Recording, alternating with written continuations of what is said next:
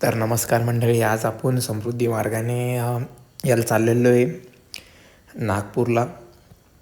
ते आपल्याला लॉनवरचं काहीतरी हे होतं, काहीतरी वस्तू आणायची होती. तर ती स्पेशली आपल्याला नागपूरला ती आपली ऑर्डर आलेली आहे. तर तसे तसे आपल्याला ट्रान्सपोर्टने येते, पण त्याला वेळ लागत आहे. तर ते नागपूरला आज रात्री जवळपास पोचणार होती.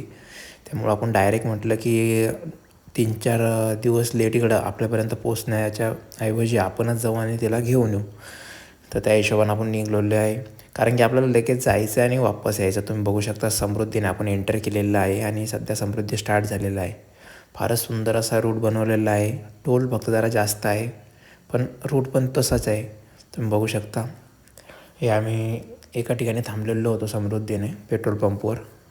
24 तास हॉटेल असतात, तर पेट्रोल पंपाशिवाय आपण कुठे थांबू शकत नाही हॉटेलवर. तुम्ही बघू शकता. काही नाश्ता पाणी केला, चहा वगैरे घेतला, कॉफी घेतली आणि निघालो पुढे, कारण आपल्याला जाऊन लगेच वापस यायचं होतं.